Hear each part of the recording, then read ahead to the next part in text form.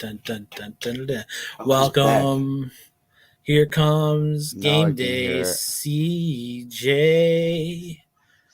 You've been referred to. Can you What? hear us? I can hear you. Can you hear me?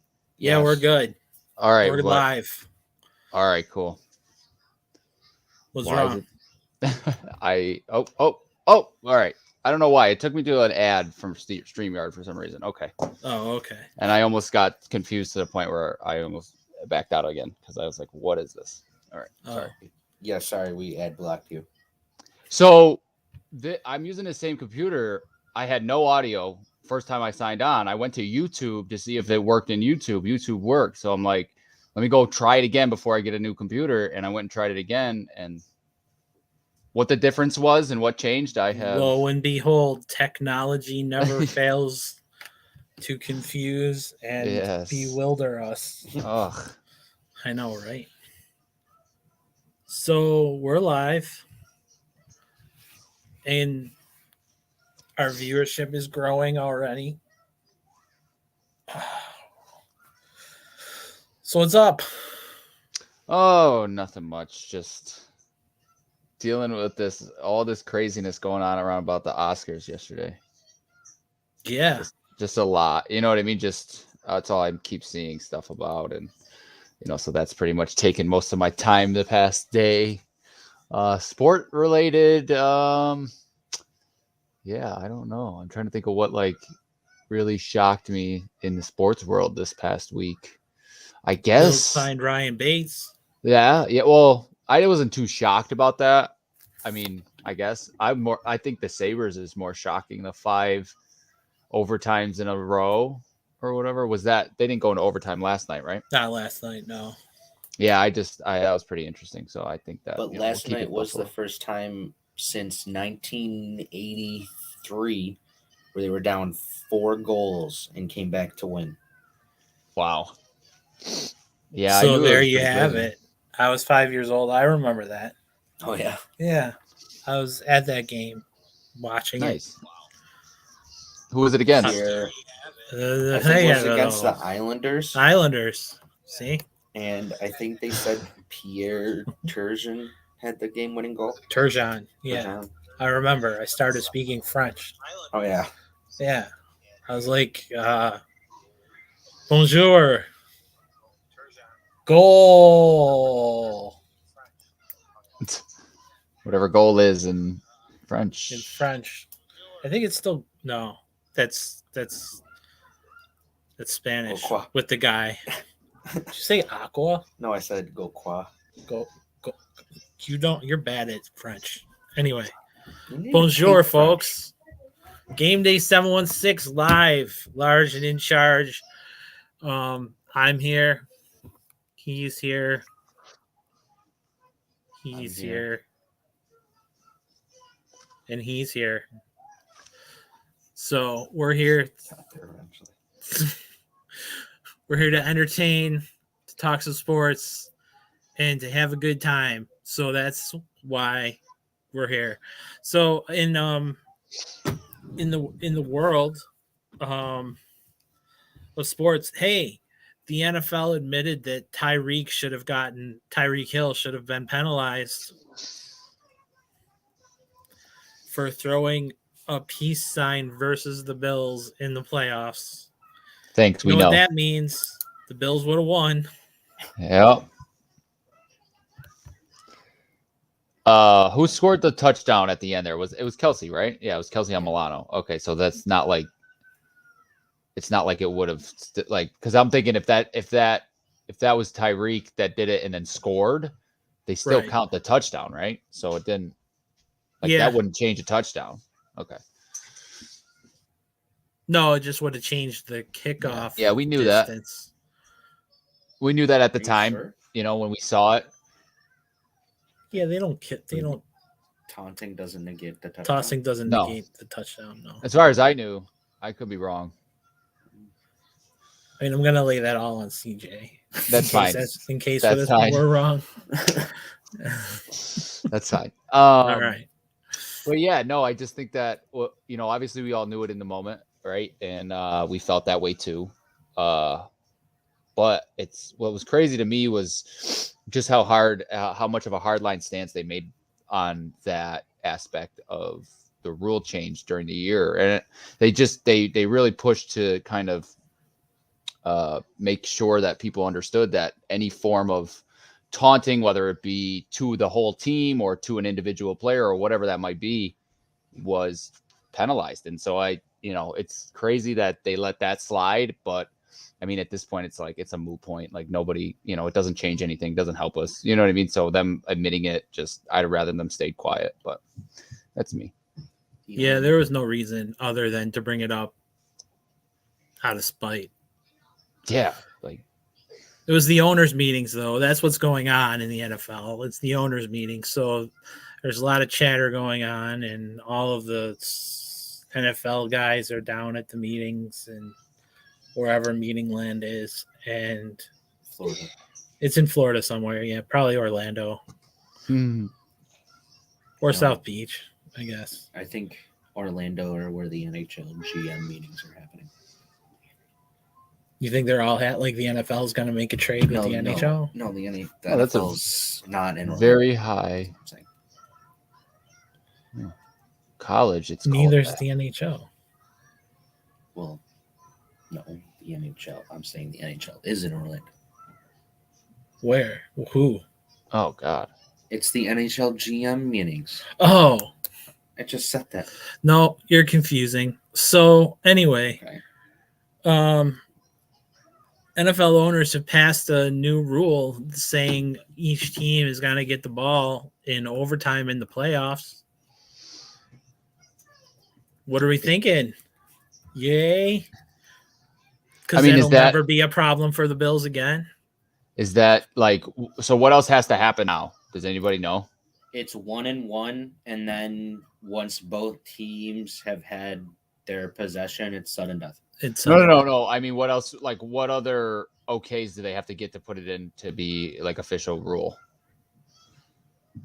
Oh, it's done.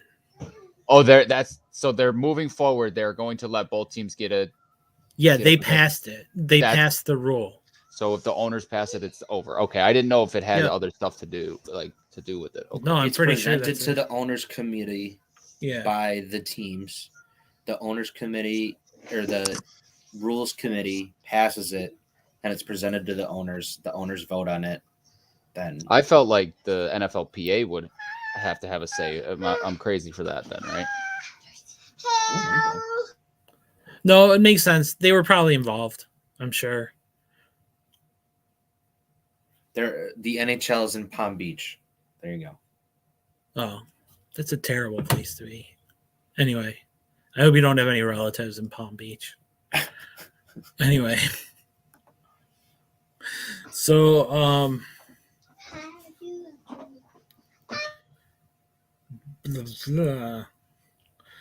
So I saw people complaining about competitive advantage. For what? Or not advantage, fairness for the OT rule. That it's not fair. Someone explained this to me. So I wanted to find out about the touchdown negated by a taunting. Bills played Falcons last year, right? Matt Ryan did something where he went into the end zone. That's right. Yeah. And did they negate the touchdown on that? Yes, they did. Yes, because he taunted on it, I think. Or he threw the ball. Was it because he was short, or was it because he wasn't short? No, he wasn't. Okay. Yeah, they called him in, and they called it taunting. CJ, you were wrong. Well, at least I picked up on it though. Yeah, making sure that. Still reading into it, but that's all right. So the Bills have a new stadium. It's going to be big with bigger hallways, a large corridor, some glass around the front, 5,000 standing room only seats, 50,000 personal seat license, between 60 and 62,000 total seats. It's going to be in Orchard Park across the street from the new one. Sorry. The current one. Sorry. I got I gotta finish the point about the touchdown. Oh, was he short? He was short, yes. So that's, I think the further examination, they ruled just short of the goal line, and then It was 4th down. That's what it was. without the taunting penalty, the Falcons would have come back out on the field looking at 3rd and goal situation from the 1 yard line. But because of the taunting penalty, still stands even after play is reviewed and even overturned, the call was enforced. Yeah. Okay. So yes, I was right then, right? I would say no. Half right. Okay, cool. Sorry, done. Go ahead. You were half right, and Noah was half right. Okay. I'm just officiating. It's good officiating. Yeah. It's a way to walk out of the stadium. You know what I mean? Wherever you're at, you just call it like that, and then you can. Yeah. You have no problems with anybody. You know what I mean?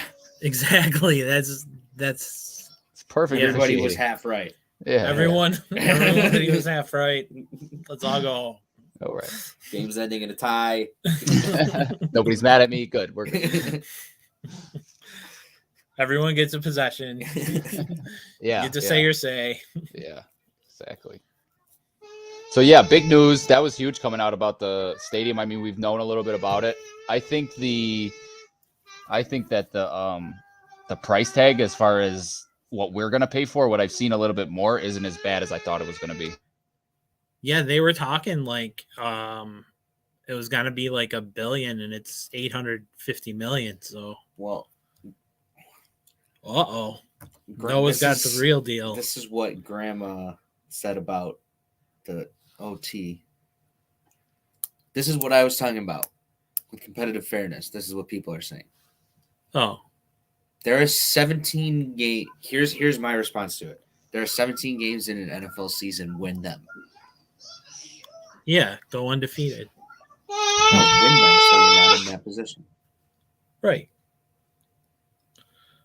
I think it's fine to just have it in the playoffs. I don't think that There's one playoff game. Every team that makes the playoff is guaranteed one playoff game. That's it.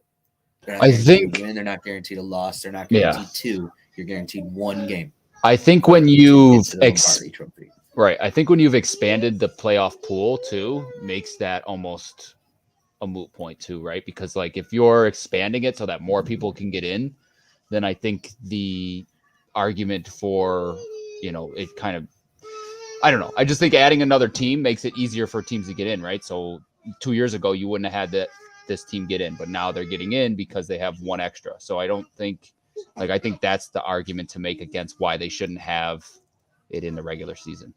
You know what I mean? Yeah. That makes sense, right? So like if you're half right. If it's about competitiveness, right, and we want to just make sure that it's competitive, then we gave them one more spot, and that way one game shouldn't really determine that. To Noah's. That was a lot more clear. Anyway, so stadium. Some nice things about it, like you said, CJ. Less money coming from the public than we expected. More money coming from downstate. Right. I guess. I don't know. More money coming from the NFL too. And more money coming from the NFL. Total cost $1.4 billion for people who wanted a roof. Sucks to be you. But it's weather resistant. It's weather resistant? What? That was one of the things people said. If they put no roof, grass field, weather resistant. Weather resistant grass field, maybe? I guess. Which doesn't make sense. Well, Why? it makes more sense than weather resistant stadium. Stadium without a roof. You know what I mean? So I don't Weather resistant. Yeah, I don't know. I don't know. But how would you make a grass field? I was telling you this. I think they're just saying don't just so it doesn't get destroyed easily. Weather resistant meaning there's not. They're putting not in mud this pit. whole thing underneath the field that's going to be drainage. Yeah. And warm in the winter, and they're going to be doing all this stuff. This whole rigmarole of things underneath the grass. Are they still serious about the like the seats having cover on them? Because I remember that was a thing. I was like kind of happy about that. Yeah, I have no idea. Well, it's not it's an open roof, but the seats are covered. Okay, I like that. Oh, okay. No more getting rained on. Yeah, because the rain comes straight down all the time. Well, probably where I'll be sitting, no more getting rained on. Yeah. Whoa. I could just see them doing that for like the really nice seats. You know what I mean? Like the first 10 rows will all be covered, and then everybody else will have. Yeah, but those will be the ones with like the $5,000 personal seat licenses. So well, that's what I'm saying. Like the higher you go up, the closer you're going to be to the roof, to the weather. No, the more covered you're going to be. The Okay, closer so you are to the field, the less covered you're going to be. So if you're thinking about the roof. Which unless the roof goes like this. Whoa. Okay. I don't know what that is. I don't know. Does SoFi have a hole in the roof? One of the stadiums, I think, looks like a donut almost, where it has it's like the field's just not covered, but everything else. There was another field. It's like a strip. It's like a strip. When I think of an open air stadium, I think of like Seattle, how there's this strip. I got you. That's what okay. All right. Right over the field. That's the way I envision our stadium's going to be. Okay. So not a circle, but a square. Yeah. So that means the closer you get to the field, the less. Or like an oval, maybe would be. Yeah. Okay. All right. I still see or it might just Miami. Be well, maybe it's a trapezoid. Well, Miami's outdoor, right, or indoor? It's outdoor, right? And they got the. I'm pretty sure they have the half square, the half and half. Yeah. Covered. Okay. That's what I'm saying. That they might do, is it might be like a square, and there's kind of like two halves. Well, no one will know 4 years from now. True. Maybe 3 when we can go look at it. They said that everybody who has a season ticket now will automatically get a PSL, so that's nice. So now, well, you'll have to pay for it still. Well, yeah, obviously. Okay. But and the other nice part is that the Bills are here for 30 years. So no more hostage holding Austin, Texas, like that kind of thing. Toronto, London. Yeah. Was it Bon Jovi or who was the guy that wanted to come in? It was Bon Jovi. All right, with Trump. With in Trump. your face, Bon Jovi. He had a group with Trump. Okay. So losers. That would have been great. I'm sure. That was Toronto at the time, I think. Yeah, they were. Yeah, they were gonna move him to Toronto. Gula said, "I don't think so. Not on my watch. You're staying in Buffalo. Save the city." And That's look right. what we have now. We have the Bills for 30 years. Yeah. Gulas or not.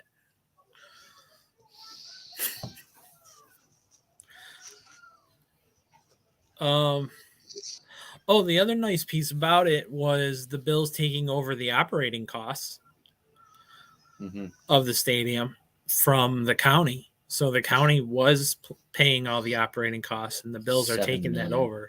It's like $7 million a year. Yeah. Wow.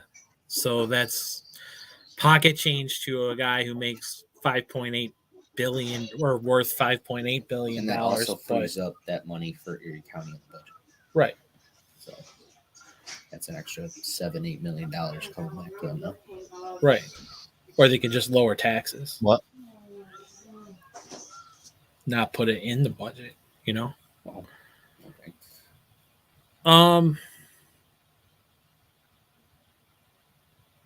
So how's March Madness going for everybody?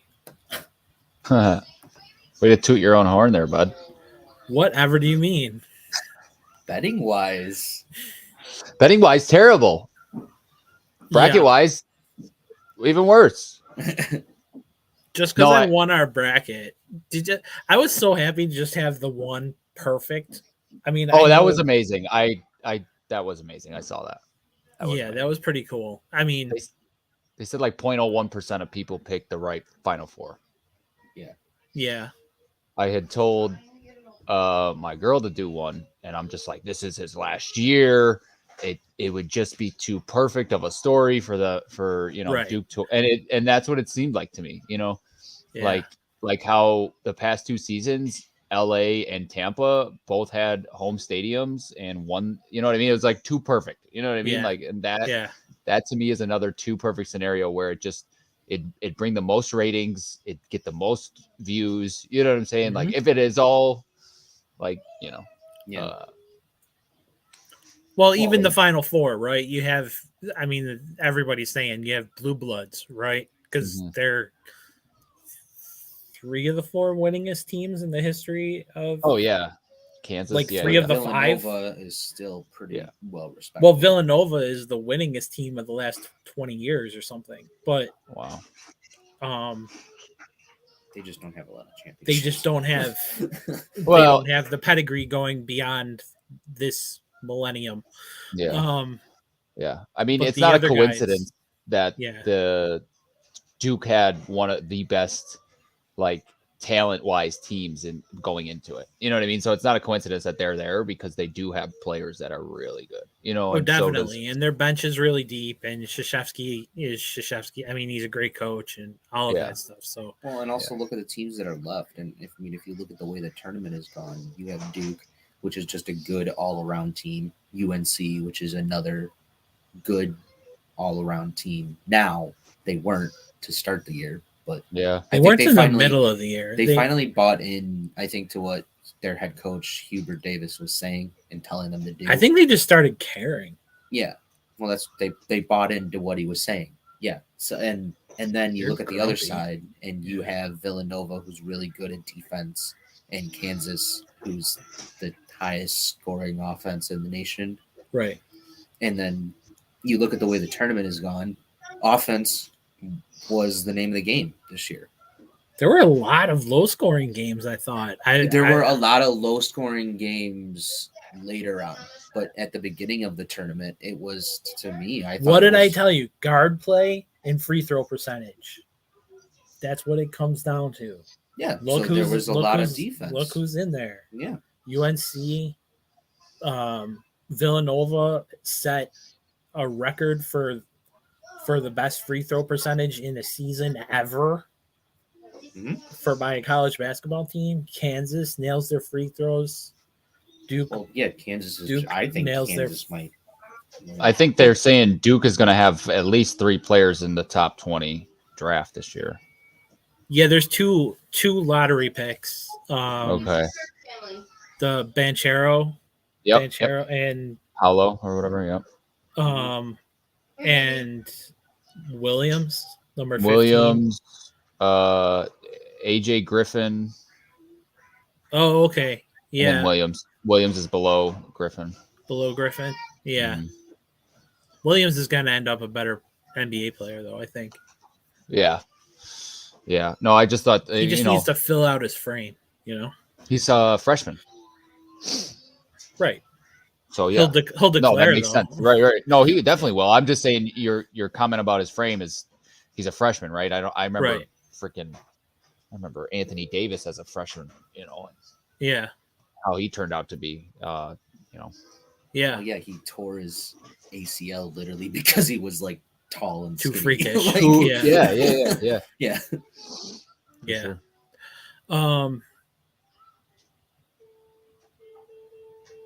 Okay, so I'm still in it because I have Duke left, and I won our pool because no one else can pick. Can't catch you in points. Even if Villanova wins and Duke loses, you still won't get caught? Okay. Yeah. Nice. Yeah, I was super happy. Good. I know. Doesn't sound like it, but win sure. Anything. I don't, except our fantasy league last year, too. I know. I was going to say 2 in a row. But that's how it is, like when you. Yeah. Now I won't win anything for a decade, but. Yeah, exactly. But you have this year to look back on. That's right. That's what it's all about. Yes. That's I'll what get being myself a Buffalo fan is I'll like. get myself a trophy. Yeah. My winningest year. My winningest year. I won something once. That's what it'll say. 22. I won something. Oh, the memories. That's a good one. You could hang it outside your house, like put it, like have a whole ceremony, like you're retiring a jersey, yeah, kind of thing. Yeah, or I could get a flagpole or something. Yeah. Make a flag. I won something once. Yeah. So anything important in the NFL free agency wise happen? No. Nothing major, right? No. I mean, we haven't been on for 2 weeks, and I don't remember where we were at. I think I saw a thing about Jordan Phillips, and I think that was one of the things we talked about, and Saffold and whatever. And then we signed. Talked about Duke. Was Duke before or after that? Yeah, we signed Duke Johnson. Yeah, that was after. And that's like a. I don't think he's going to make the roster, honestly. Really? I'll be very surprised if he does, because I think they're going to draft somebody. God, I don't know about that. I want them to take Treylon Burks now. Is that a cornerback? Because if it's not a cornerback, I don't want it. I don't know this guy. For what? He's a wide receiver, right? Wide receiver out of Arkansas. Yeah. He's like 6'4", 225. Yeah. He's a hybrid receiver tight end. You don't need to draft the lineman first round now. Right. Now that you just re-signed Bates. So and Bacher. You need a DB though. Yeah.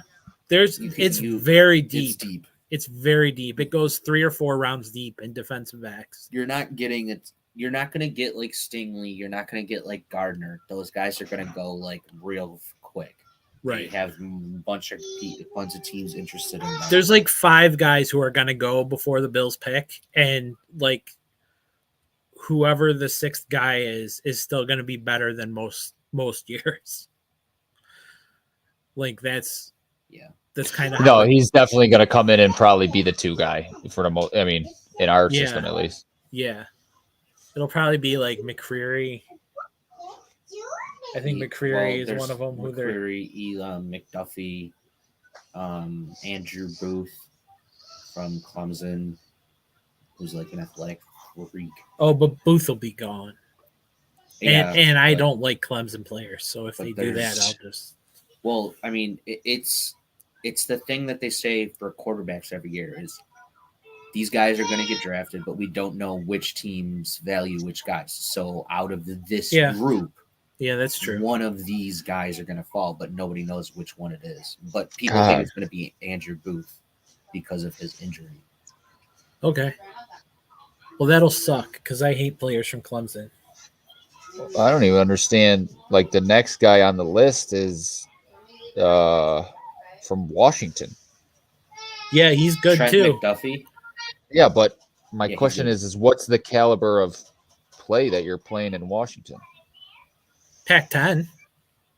You're playing like USC, Oregon, UCLA. Okay. Washington that's State. Not as bad as I thought it was. Okay. Yeah. Yeah, this isn't like Mountain West or something. I'm like sitting there thinking it was like one of those, obscure ones. And the I'm like, MAC. The MAC. Playing St. Peter's, Right. St. Peter's football. Did he leave for Seton Hall yet? What? Holloway? Did he go to Seton Hall? No. Oh. Seton Hall is an open position, and he played point guard there. He's going to go. So, because Seton Hall's coach went to Maryland. What? Turn around the program. Is this No, that's a Providence head coach. Never mind. I was thinking of that old guy. Yeah, it's not him. Yeah, No. Isn't the Providence head coach Hurley? Or no, who does Hurley? Rhode Island or something. I don't know. Anyway, this is thrilling to our viewers. So I think when you talk about the draft, yes, cornerback is definitely in need, right? We all know that desperately. Yeah, they could surprise with a linebacker. They would probably get the first one or the second one. There's someone. Well, if we're talking about first round, I don't want no. You never know. Either be DB or wide receiver. Or well, at least I want that. But what do the Bills always do? The best player. They don't even take bet. They look towards the future. Yeah. Right? And they say, "Oh, who are we gonna?" So they're gonna take a tight end because we're gonna lose Knox next year, after next season, because they can't afford to pay $12 million to Dawson Knox. Unless, even if they do, convince Dawson Knox to take a pay cut and not play for his value. Okay, well, do you want to win multiple Super Bowls with Josh Allen, or do you want to go make money somewhere else and be like Christian Kirk and go play on the Jags? I don't know. It depends what your priorities are, you know. Well, then that's when you say to Dawson Knox, what are your priorities? But you can't say that now. Yeah, you say, hey, are you going to sign with us? Negotiating a contract. That's one of your negotiating tactics. But you're not negotiating this year, right? So.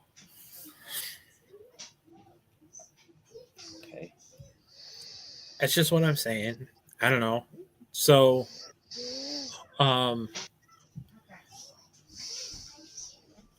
so yeah, they're going to draft a tight end in the first round.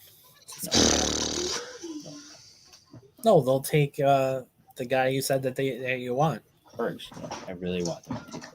I really want him to. I talked about Burks like 2 months ago. Do you remember this conversation? Yeah, and then it changed. To who? Who else have I been on? I'm with you. I don't understand why you're coming at me. Fine, you had him first. I don't know. I get him. Whatever. Jesus Christ. What you really are grumpy. What attracts you to Burks? He's 6'4", 220. He's fast. He's another weapon that she can add in there. We've talked about it all the time. Let's see what Josh can do with the tall wide receiver now that he knows how to throw the football like a good NFL quarterback. Yeah, and he's an outside receiver still, instead of a big slot. Yeah, but he can also play the slot. He can also play the slot if you need him to, but we won't need him to because we'll have 2 tight ends. And Isaiah McKenzie. And Gabe Davis. So we'll just put Burks on the other side. Opposite Diggs. Right. Burks and Diggs. Diggs down one side. 22. Diggs down one side. 22. Burks down the other. And whichever one's open, you just throw him the ball. You throw him the ball. And then Gabe Davis just finds the 15 to 20 yard out in the middle. Right, that he just hits every time. Every single time he just gets wide open, and that'll be it. So I just see a perfect season for Josh, not just a perfect game. Well, it depends on perfect season. They'll never punt. They'll score on every drive. Okay. I almost said something. He had a perfect playoffs. He's already started. It depends. I think the season really depends, obviously, on what's his face at offensive coordinator. Why can I not think of his name? Dorsey? Yeah. And whether he's clever or not? Yeah, basically. How much does he know how to use Josh's talents? Well, he's a quarterback coach. Yeah, I think you just cut and paste what you had. Yeah. Yeah. He said he's not doing that, but right. Okay. Let's scrap everything. Why bring him in though? You know what I mean? Why bring him in in that capacity if you didn't feel like he was going to do that? You know what I mean? Josh said, "Go get this guy." That's who Josh wanted. They're catering to Josh on everything. Like they consulted him before they signed or traded for. I was gonna say Haas. What's his name? Keenum. Yeah, Case Keenum. Is that why we got Keenum? Was because we wanted Josh to be cradled and feel like there was no one ever going to touch his position, and he had no competition. Makes sense. Basically. No, but they consulted with him. I mean, they said that they talked to him. And then they brought in Barkley, who, helped Josh in his first season and whatever. And they brought in Crowder. Oh, we didn't even talk about Crowder playing the slot. Yeah, that's interesting. Yeah, sure. So 3. He's got long arms. He's a longer receiver. Yeah. He can also return kicks. Yeah. Punts or kicks? Both. All right. So you could have Isaiah on kickoffs. You could have McKenzie. Well, whichever he can catch. So yeah, I'm trying to remember which one he was better at. I think punts, right? Yeah, that's what my gut's saying, but just the windy day, he had some struggles.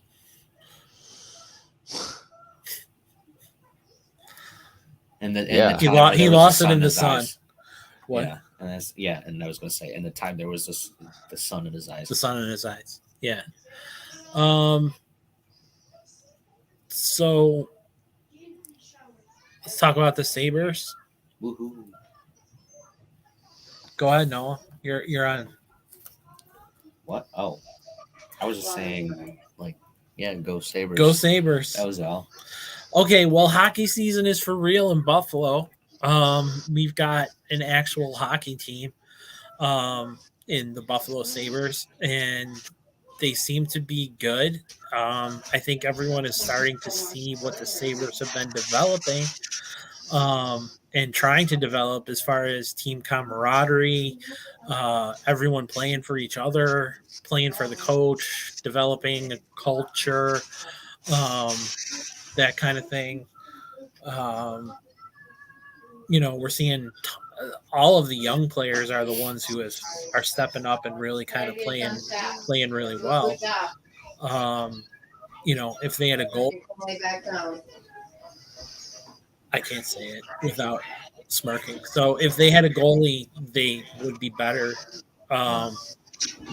So that's really the focus, I hope, of the off season, because there's 10 games left or something. Yeah, there's not. I mean, they're not going to the playoffs, obviously. So yeah, even if they won out, I thought I heard that they could if they won out. Huh? That's what I heard. Very possible. I think there's 13 left. Maybe I'm wrong. Or after last night. Well, if they win out, that's a lot of points. 82 games, so let's do the math. Well, they have 58 points. And how many games they got left? Working on that. Oh. They have a less. Well, they are in the hunt. But they have less than 1% chance. Hey, let's go. This late in the season? 58 points. Like Noah said. 67 games. So there's 15 left. Wow. So they could get to 88. 15 left. 88 won't get you there. 88 won't. I mean, probably mathematically, they're still. Oh my God! But they won't get 88. Won't get them close. It won't. No. The Washington is 84. Like they'd have to lose every game. Right. So they're very close to their magic number. Wow. Yeah, it looks like all the teams that are in, I would say, at this point. Yeah. Like Washington's not losing that spot. That's also the bad thing about our division, too. In our conference, really. That is loaded? Yeah. Every single team's good, basically. Oh, yeah. Oh yeah, they're all in the 60s, fives. You know what I mean? 65 or higher games. You know, I'm sorry. What am I talking about? They're right around the 90s. You're talking about them being in the 65. Nope. Yep, they're right around 85 to 90. You know what I mean? Yeah. Points wise, and then you got Florida and Carolina, but yep, yeah, that is tough. It is. Florida, Tampa, Toronto, Boston. How do you get ahead of those guys? Yeah, no. Carolina, Pittsburgh. What about well, there's another team. Carolina's been good forever. Yeah. I think we got another year. Good.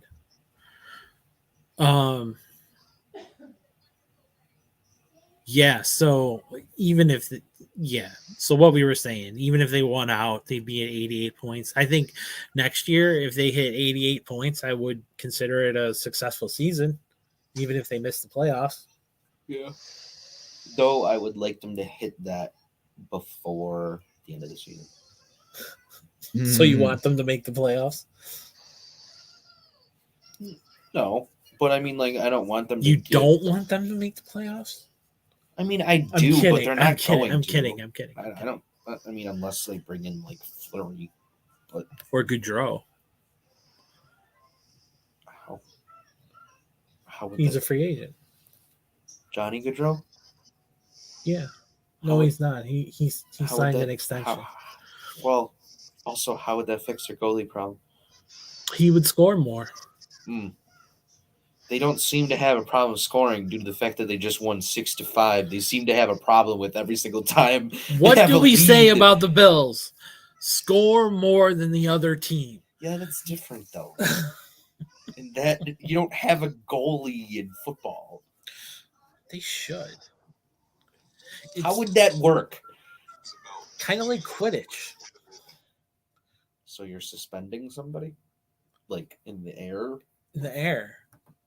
Ropes? Yeah, you're giving them ropes, like bungee cords.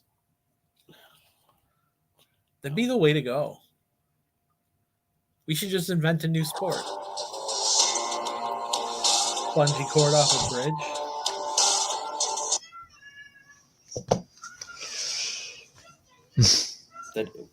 What? Bungee cord off a bridge while playing a sport. Yeah, that sounds safe. Off a bridge that's higher than the length of the bungee cord. Well, you have maybe 5% of the population that would want to even jump off a bridge with a bungee cord. Well, not just with the but I would have them tied to it. I would hope. You're not just jump off this bridge. Here's your bungee cord. Push. Bye. Hope the cord catches you on the way down. Maybe try to rope it around a tree or something.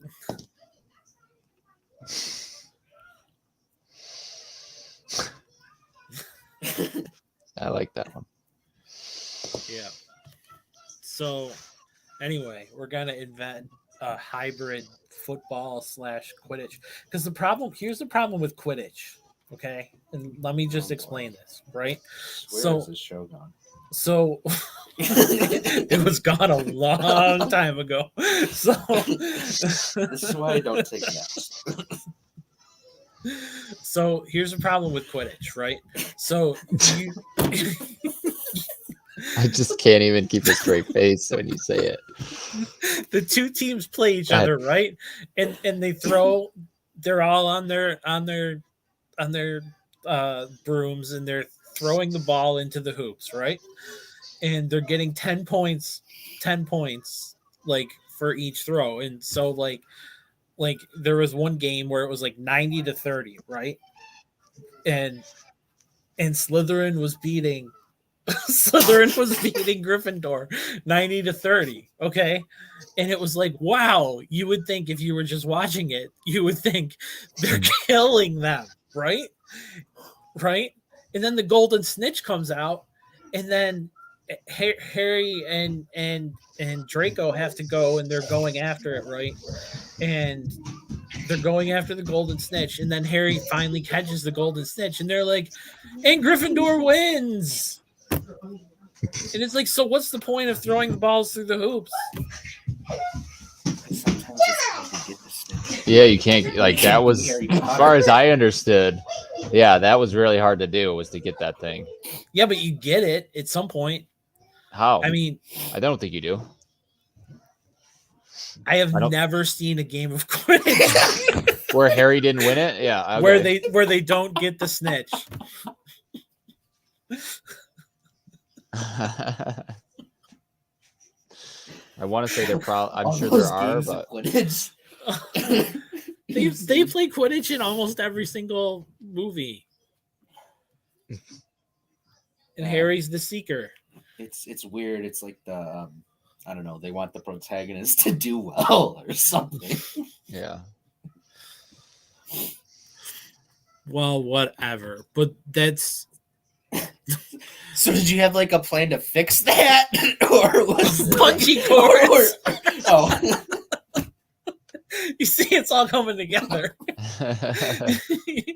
You need a bridge over the Quidditch match with bungee cords, and then you need to find a way to like mix them together and figure out how to use Quidditch and football together.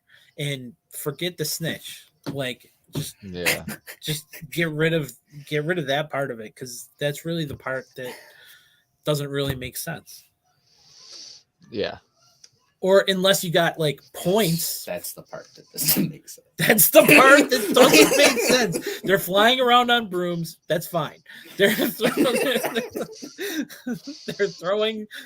lobbing, whatever balls through the hoops. That's fine. You have a goalkeeper who's trying to guard all three hoops, and that kind of thing. No problem. But the real problem is the snitch, the golden snitch. I'm glad that's your one problem. That's my problem with Quidditch, is that you could. It doesn't matter how many points. Like, everyone else is irrelevant. Everyone else.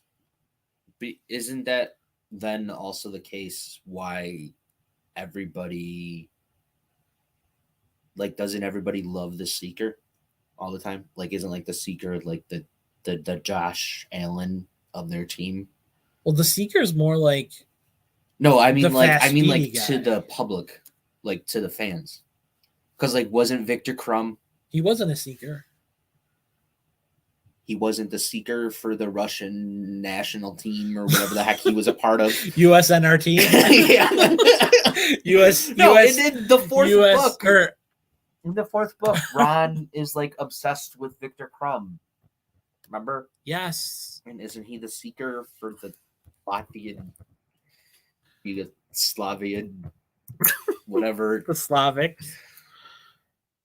Bulgarian. He was the Seeker. There we go. For the Bulgarian national Quidditch team. Bulgaria. The BNQ.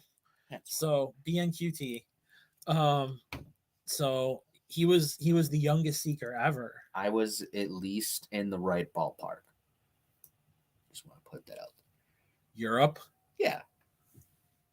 Russia, the Yugoslavia, Baltics. It was close. Bulgaria. Yeah. Yeah. Where they speak Bulgarian. Yeah. All right. I love the conversation. Give me 1 second. I'll be right back. Not that I don't want to interrupt.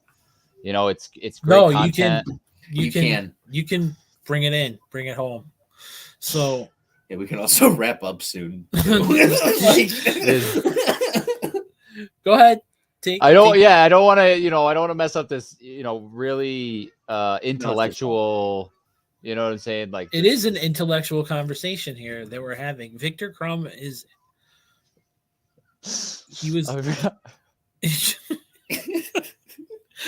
he's older than I am. What? Victor Crumb. Okay. He's older than I am. Okay. That's weird. Like the real life actor? No. Oh. It makes me feel old and young. No, it makes me feel old.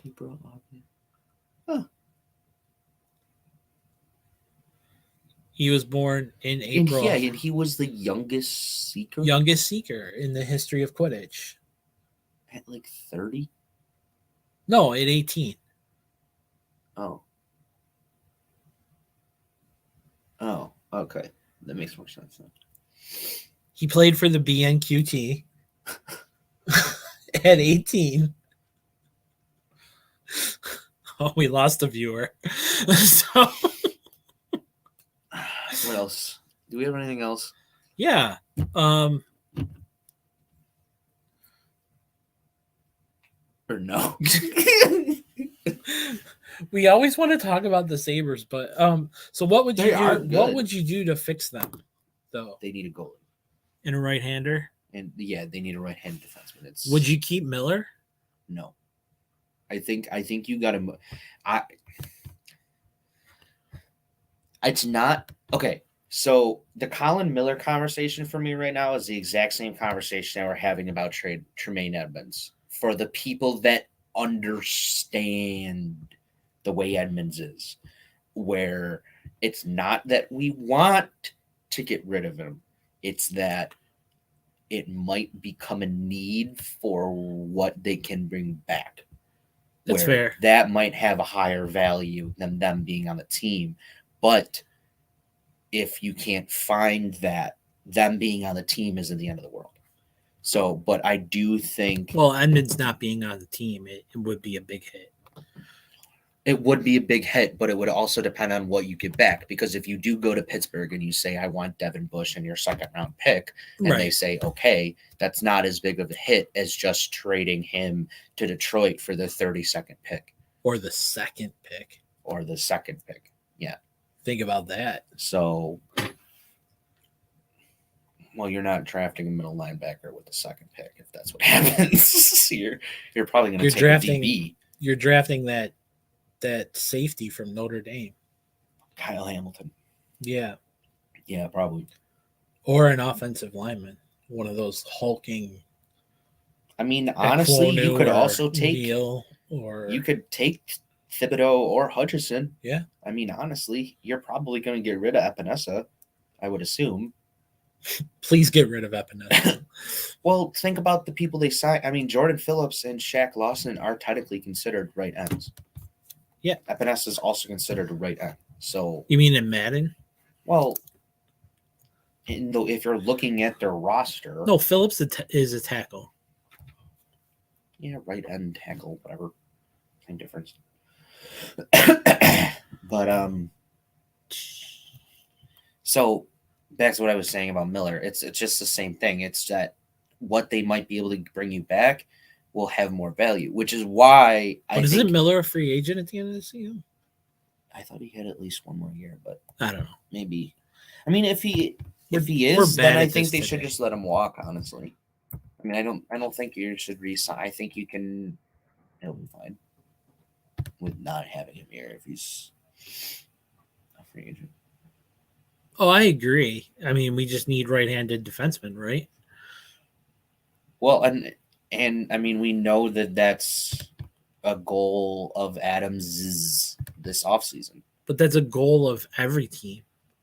Jabril Peppers signed with New England? Yeah. That sucks. Does it? They can use him as like a poor man's Tyrann Mathieu. Okay, but here's the thing that I've been thinking about New England recently is, and not just New England, the AFC East as a whole. Like, we're the ones on top. Everybody has to beat us. The AFC goes through us. That's fair. At what point are we going to sit there and stop? Oh, no. Yeah. Because, like, the Jabril Pepper sign doesn't scare me because they have Mac Jones as your quarterback. Because Josh Allen put up 47 points on them with Matthew Judon on the edge, who was supposed to be some revelation for them. And J.C. Jackson on the outside, who they lost. I don't know. Miami signed Chase Edmonds. Great. Oh, did they sign him? I'm pretty sure. Tyreek Hill. They did. They got Tyreek Hill for him to run 50 yards down the field and Tua to throw it 20 yards short. There's always Bridgewater. The Jets who can throw are just 10 the yards Jets. short. Oh, good. Then Trey will be able to pick it off.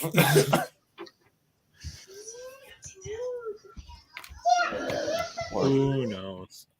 I just like, you know what I mean? Like what? Like that doesn't. Yeah, I think you have a very valid point. They sure New England coaches know how to use players, but it's like, what does that bring to me? Miller's a free agent this year. I think you just want, unless he's like, I'll come back for like $1 million. Because I mean, I know you have a lot of cap space, but the cap space is only going up. The cap is only going up by $1 million. So right, but they have a lot of space. They're $23 million under the floor. I understand that the floor, not under the cap, and under the floor. And I understand that, but I think the thing that they have to do is they have to stay as close to the floor as possible because you have guys that you have to keep in Dolan and Power that are gonna have these huge middle stat. I mean, you know, Cousins. You have these young guys coming up that are gonna need contracts and they're gonna cost money. So I think their goal should be to stay as close to the cap floor as possible for the next couple of years while the NHL tries to figure out the salary cap. Because it's not going to go up by $1 million for the rest of eternity. No, because the TV money doesn't kick in next year. That's why it kicks in the year after. Right. So. And then they'll start to get the money back that they lost from COVID, and it'll start to balance out again. So you got to wait for that too. So that's only so. But I think for right now, you got to stay as close to the cap floor as you can if you're the Sabres. Which I mean, if you have to be bad, quote unquote, or be the team that teeters on the edge of the playoffs for the next couple of years, then that's fine. People are going to be so impatient. They're going to have to make hockey trades, right? As long as you show progress, like as long as you're either close in March, like you're super close in March, or you make it one year and then you don't make it the next, but you at least made it the year before, as long as you do that, it's fine. Like you just can't take a step back. Like they can't come out next year and look like they did under Kruger. You know what I mean? Or they can't come out and lose even more than they did this year. Yeah. Because then you're kind of back to the drawing board because you're kind of thinking, oh, well, was last year a fluke? You know, is Granato actually the guy? And right. So 5 more years of Skinner. Yeah. There's also that. 5. Yep, with a no movement. With a no movement. He's anchored. Dead weight. He had 25 plus goals this year. Yeah, I know. All right. But Tage has had a good year. And you're going to have to pay him. Yeah, but he's under – isn't he under – I don't know. Now I'm not sure about anything. You've got me all – I don't think so. I think he signed a 2-year deal. Yeah. So. And he's in year 2 of 3. 2 of 3. Okay. So he has 1 year left. So he has 1 year left. Very good. You're getting good at this. So, but then he's restricted. He's not an UFA. Yeah, nobody's ever had any problems with a restricted free agent in their contract. What are you talking about? The Bills? No. Braden Point. The Teuvo Teravainen. Other restricted young free agents. If people want to give us high draft picks for Tage, I will take high draft picks for Tage. Screwed their teams.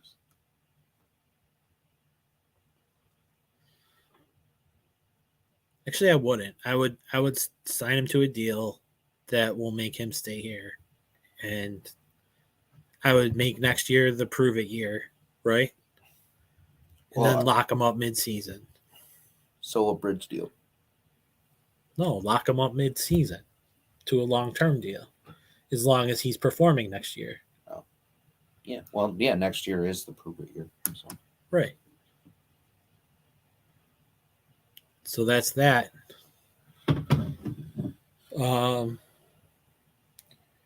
Who's gonna win? Who's gonna win the Final Four?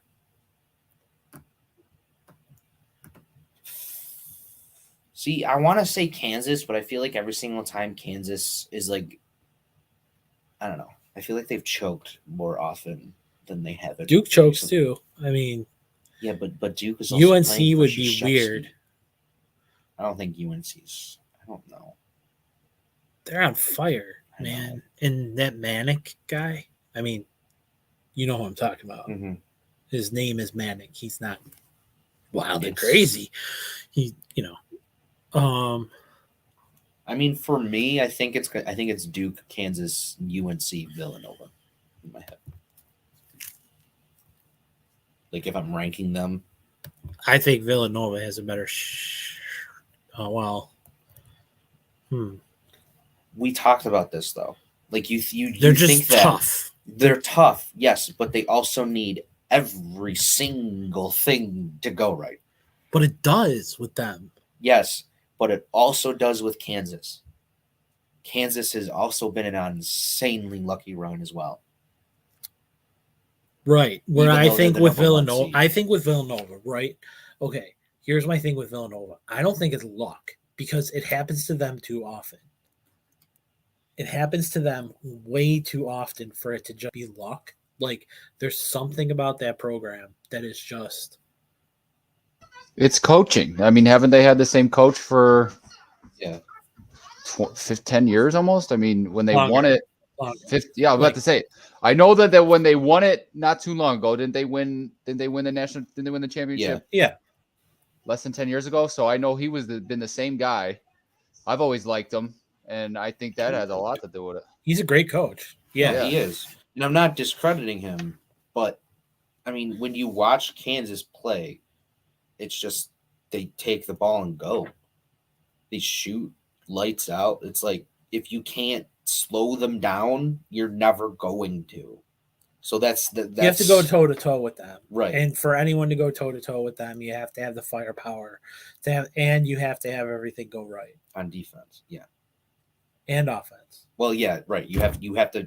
I mean, you have to honestly, when they score, you have to score. Like you can't have an unused possession or anything. Like, and then if you do, you have to then go and stop them because if you let them score and then you let them score again, before you know it, it's going to be a 9-0 run for Kansas. And that's going to somehow include a foul at the end of it. With these teams, any team can go on a 10, 12, 15-0 run. I just worry about Villanova being able to do that enough to keep Kansas at bay and not be doing it when already down after a 15-0 Kansas run. Because if that happens, they're done. Villanova's the type of team, though, who can just elbow a guy and get away with it and then chip away at a lead. But this is the Final Four. They're going to call it tighter, especially with Kansas, especially with this team. I think if it wasn't Kansas that Villanova was playing, that the refs wouldn't be as tight. But I'm expecting both games, especially with how testy Duke UNC is probably going to be. I don't think it'll be testy. I just think it'll be competitive. I mean, well, it'll be ramped up. Yeah, it'll be awesome. I think you're going to see emotions in that game. So where are we going to go to watch them? I don't know. All right, CJ, we're coming over to watch hoops on Saturday. All right, are you ready? All right. Have the hot chocolate out. Got you. All right. Noah, take us home. All right, folks. We appreciate you for watching. If you made it all the way to the end, as always, like, comment, and subscribe, and interact with us on Twitter at Gameday716. I feel like I'm forgetting something. Stay. But as always, no, I thought there was something else I said before that, but maybe it's just my brain. I'll go look at old shows. Stay safe, stay happy, stay healthy, and we will see you next time. Stay sunny, Buffalo.